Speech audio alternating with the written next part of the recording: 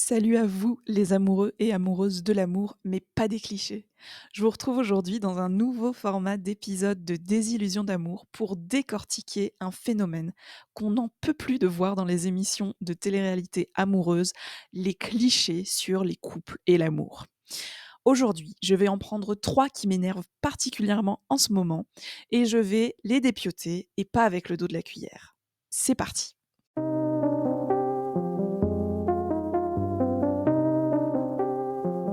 Cliché numéro 3.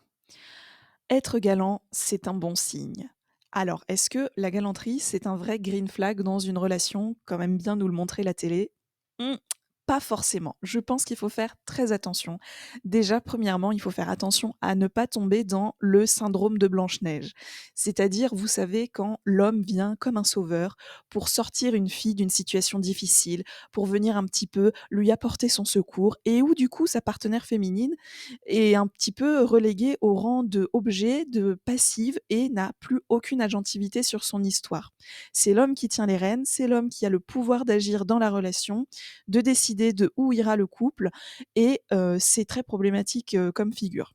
Alors oui, certes, la galanterie peut être une marque de respect, une forme de politesse, mais avec une attention plus particulière sur les femmes. Mais ça peut aussi être le signe d'une infantilisation de sa partenaire, une pauvre petite chose fragile qui n'arrive pas à ouvrir la porte et qui a besoin qu'on lui porte son sac. Et aussi une sorte de monnaie d'échange contre quelque chose. Je suis galant avec toi, je t'emmène au resto, je te tire la chaise, mais en échange, tu sais ce que tu me dois. Au sujet de la galanterie d'ailleurs, je vous conseille une vidéo de France Culture très intéressante dont je vous mets ici juste un petit extrait. Oubliez tout ce que vous savez sur la galanterie. Offrir des fleurs, tenir la porte, aider à porter une valise. La galanterie à l'origine, ça n'a rien à voir avec tout ça. Ce mythe de la galanterie à la française, de cette courtoisie un peu désuète, voire un peu forceuse, est depuis longtemps critiquée par les féministes. La galanterie serait l'expression de la civilisation, de la culture française. C'est un mythe. On vous ouvre la portière et on vous donne des fleurs. Ce qui est toujours une manière de mettre les femmes de côté. Les hommes vont sexualiser la galanterie, la réduire à une subjugation douce, à un jeu de séduction dans lequel ils ont l'initiative et que les femmes n'ont d'autre choix que de subir. Mais alors, que faire de ce cliché? Moi, je suis pour la galanterie, mais sans distinction de genre et sans notion de domination de l'un sur l'autre.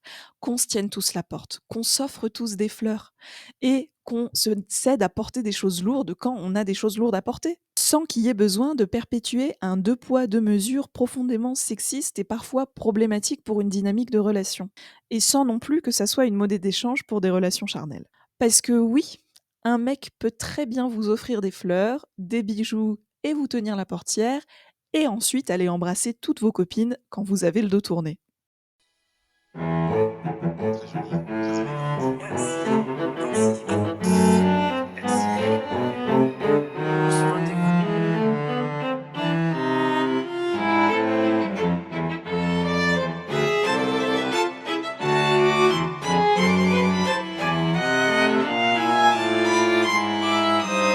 Cliché numéro 2 dont je n'en peux plus, le physique est primordial. Alors, il y a 2 clichés dans ce cliché. Le premier, c'est que il faut prendre soin de soi et avoir un physique qui correspond à certaines attentes pour être digne, être en capacité de trouver l'amour. Et le deuxième, c'est que la base du couple, c'est l'attraction physique. Alors, pour le premier, le fameux glow up. Vous savez, ces émissions de coaching comme par exemple Incroyable transformation ou Nouveau look pour une nouvelle vie, qui n'existe plus malheureusement, ou heureusement, bref.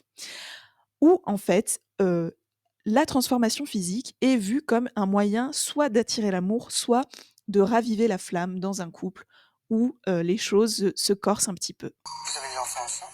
Oui. Du coup, c'est ton ex, tu continues à la gâter, mais vous avez un enfant ensemble, et vous êtes séparés parce qu'elle n'était pas très bien habillée, et tu viens ici pour qu'elle s'habille mieux. C'est ça. Bah, je suis pas Sherlock Holmes, mais bon, quand même, ça sent un petit peu le rabibochage, non? Je sais pas, on verra par la suite. Bien sûr que prendre soin de soi, c'est important, mais pour soi en premier, pas pour reconquérir quelqu'un ou trouver l'amour. Ça fait peser des pressions énormes sur, bien plus souvent les femmes d'ailleurs, Et en plus, ça reste quand même assez superficiel. Tu peux être extrêmement apprêté et que ça ne suffise pas à te faire trouver l'amour. Et dans ce cas-là, qu'est-ce qui reste? Et puis ensuite, il y a cette idée que l'attraction physique, le fait que, les 2 partenaires trouvent attirant physiquement l'autre, soit suffisant pour qu'il y ait une relation qui existe. Ça, on l'a beaucoup vu dans Les Princes de l'amour notamment. Ouais, elle, je pense qu'elle va envoyer du lourd. Elle est pas moche, hein. Non, elle a un beau visage, je trouve. Enfin, elle a un beau corps. Elle est forte. Là, concrètement, ta problématique, on est d'accord que c'est je m'attache au physique, donc j'ai envie de dépasser un petit peu ça. Ouais, voilà. Je crois que le meilleur moyen finalement de te faire dépasser ça, c'est de te faire un rendez-vous à l'aveugle. Je flippe un peu. Parce que ce qui me fait flipper, c'est que j'ai bandé. Parce que j'ai peur de kiffer sur une dégueulasse. On va construire des relations ou des pseudo-relations juste sur cette attirance physique. Elle est mon style, il est mon style, donc c'est bon, on est parti. Mais ça ne marche pas comme ça. Il y a besoin d'énormément d'autres choses pour que le couple fonctionne.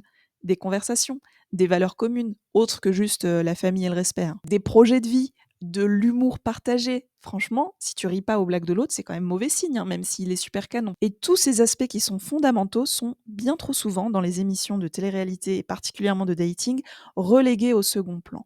Récemment quand même, je dois dire que des émissions comme Love is Blind ou Marié au premier regard essayent de contrer un petit peu cette primauté du physique en organisant des mariages ou des fiançailles à l'aveugle, mais une fois que les 2 se rencontrent, la question de l'attirance physique et du physique de l'autre redevient quand même primordiale. Holy shit. Alors, que faire de ce cliché?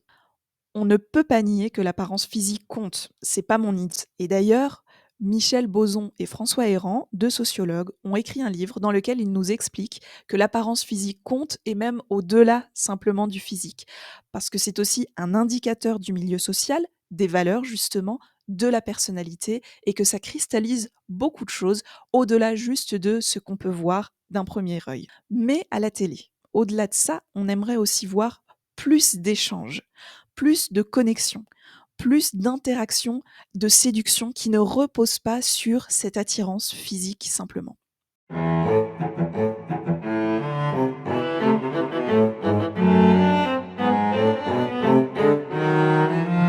Et en cliché numéro 1, on a le coup de foudre. Ah, ce fameux coup de foudre, cette alchimie instantanée au premier regard. La télé aime bien nous faire croire que si ça ne clique pas dans les 5 premières minutes, voire les 5 premières secondes, c'est que la relation est vouée à l'échec et que c'est peine perdue. Mais soyons réalistes 2 secondes. L'attraction, c'est une chose.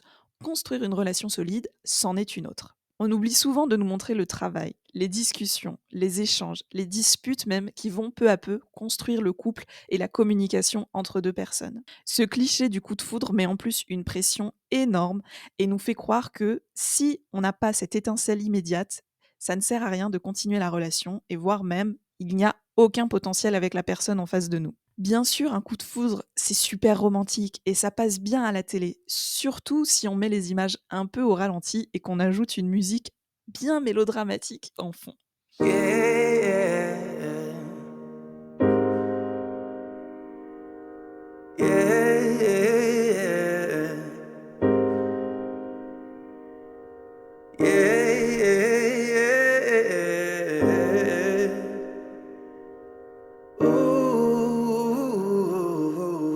Je comprends que ça soit le Graal des producteurs de dating shows, mais ça ne peut absolument pas résumer l'amour. Tout le monde d'ailleurs n'est pas sujet au coup de foudre. Un sondage de l'IFOP en 2015 nous apprend que une personne sur 3 en France n'a jamais ressenti de coup de foudre pendant toute sa vie. Et cette absence de coup de foudre chez certaines personnes, c'est pas un défaut, c'est pas une déformation ou un dysfonctionnement chez elles, c'est juste normal. Chacun a des différences fondamentales dans son style d'attachement, son expérience, son vécu, sa manière aussi d'approcher une relation. Est-ce que ça va être plus dans la réflexion? Est-ce que ça va être plus dans la spontanéité? On a tous une histoire, on a tous un caractère, on a tous aussi une sensibilité différente. Et tout le monde n'est pas programmé, entre guillemets, pour ressentir ce fameux coup de foudre. Pour certaines personnes, le temps est nécessaire à la naissance de sentiments amoureux. Et c'est avec le temps, progressivement, qu'ils pourront finalement ressentir cet amour. Et en vous parlant de ça, je ne peux que penser au couple de Laure et Mathieu, de Mariés au premier regard saison 6, il me semble, pour qui rien n'était vraiment joué d'avance. Ça partait même assez mal. Il fuyait complètement le regard et du coup moi j'ai adopté la même attitude, j'étais assez fuyante. Et puis quand je suis pas tout le temps à l'aise, je fais des blagues, des trucs, j'essaye de détendre l'atmosphère. Tiens-toi droit. Tu rigoles ou quoi? Ça y est, c'est parti. Ça me rappelle quelqu'un, c'est marrant ça. Qui, ton ex? Non, ma mère.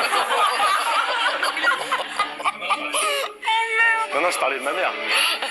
Mais peu à peu, ils ont rigolé ensemble, ils ont discuté, ils ont fait face à des situations plus ou moins faciles. La vie les a aidés à construire une relation solide qui fait qu'aujourd'hui, ils ont passé plusieurs années ensemble et ils sont parents de 2 petites filles.